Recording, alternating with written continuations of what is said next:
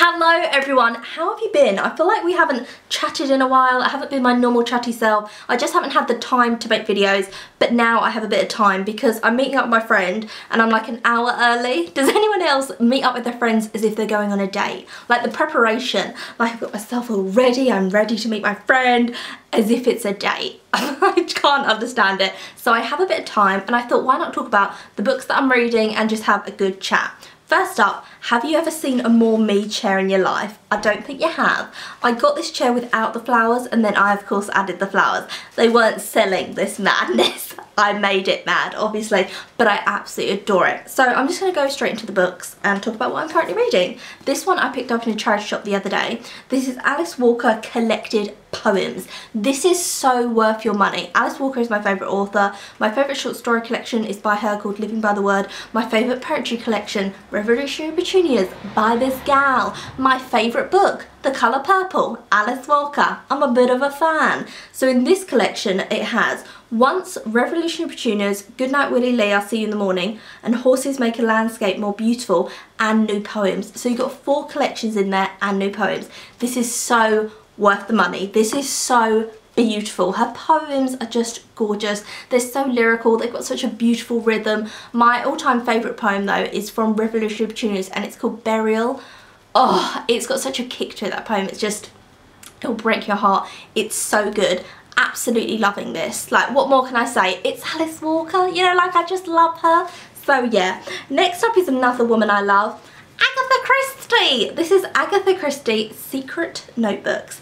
Now you know I like to forage. You know I'm so nosy. I had like the Diary of Frida Kahlo, which was her diary, the Anne Boleyn papers, stuff written about, like I'm just a gossip. So this of course was for me. This is by John Curran and my mum actually got me this book from a charity shop and in it has 2 unpublished Poirot stories and it is just her journals and notebooks, but it's really heavily critiqued by him, John. So think about the biggest Agatha Christie fan you could ever find.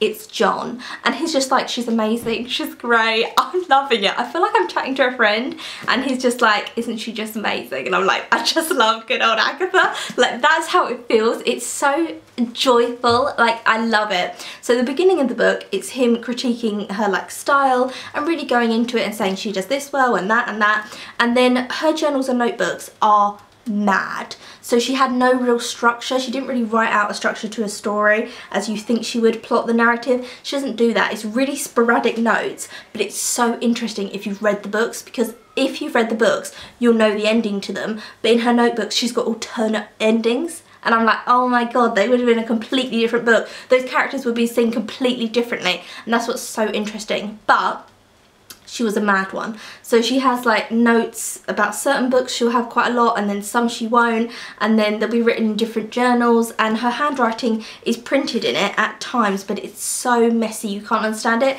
so he's just printed it out. I think it's a really well made book because it will have her notes and then he'll say, because in this story she's obviously alluding to this that happens in the novel. So it's set into the sections of the book. So Halloween Party, my favourite Christie, it'll have a whole bit Halloween Party and then all the notes on Halloween Party and then maybe a little bit of trivia about the book when it came out and then him talking about the notes, so saying, oh, this is the ending of the book, but this could have been the ending because she wrote this. Loving it. Like really, if you are an Agatha Christie fan, this is a really good book. It's really well done. There's a lot of kind of like guidance, so it's not just her notes because they're sporadic and mad, it's him kind of like guiding you through the notes, and I think this really proves how genius Agatha Christie was.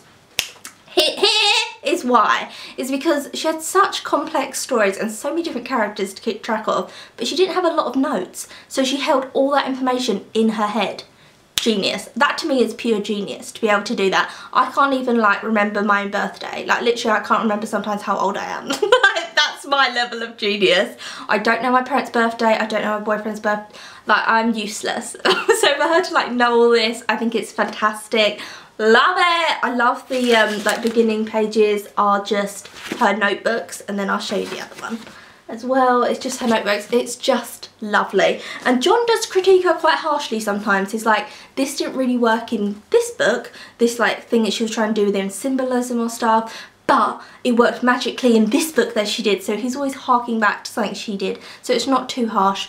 Really felt like I was talking to an Agatha fan. Loved that. And that's it. That's all I'm currently reading. I've been reading quite a lot recently, so when it gets to my like review videos, you'll be able to see that. What have you been up to? I really haven't been feeling the heat. Let me say that now. In the UK, it's been very hot, but I'm a cold-blooded killer. No, I'm so cold-blooded. Like, I'm wearing the biggest, it's like, wow, it's just like a blanket I'm wearing, and everyone's walking around in t-shirts. I just don't feel the heat, or I feel it really intensely. I don't know what it is. Maybe it's like a circulation problem in me or something. I don't know, but I don't feel the heat. And it's kind of turned now to autumnal weather, which I absolutely love. I'm going around collecting things. I pick up, if I see a pine cone on the floor, I'll pick it up. If I see some berries on the floor, I'll pick them up. I never would like pick a flower like from a plant. I think that's absolutely disgusting. I hate it. I hate it when like people pick like roses off rose bushes. I hate all that. I feel like let the flower bloom, let it have its time, it's got a soul, but if it's on the floor, sweep. Like, I'm there, I am there. So tell me what you've been up to. I've just really been hanging around in Bristol. My mum came to stay with us and she stayed at the flat, and that was so lovely. And I've just been, you know, garden centre. I have too many plants now, as you can probably see. Tell me what you, oh god, don't. Right, okay. Let me just quickly talk about this. Jesus, this has been the most unsuccessful book quest of my life. There's a graphic novel called Sabrina, right? It came out in May. It's the only graphic novel to be like listed for the Man Booker Prize, long listed. Great, fabulous. I love the Man Booker Prize. I love graphic novels. Great, two things together. Can I find it? No. I have this book voucher that you can only spend in shops, so you can't spend it online. I got it for Christmas. I've been saving it for something really special. When I found out about this graphic novel, I was like, oh my god, it's about a girl goes missing. Man Booker Prize, graphic novel, like, this is perfect. Been to all the bookshops in town, scuttling, asking, no, we haven't got it, no, we haven't got it. So I went to the big ones as well, and I went to a big one, like I don't want to shame it, but I went to a big one where if you go in and talk about a book, normally they'll look it up for you and see if they can order it in. So I was saying, oh, you know, have you got it? No. I really want it because like I can't spend my book voucher online, like I really do want it. And he was like, yeah, that sucks.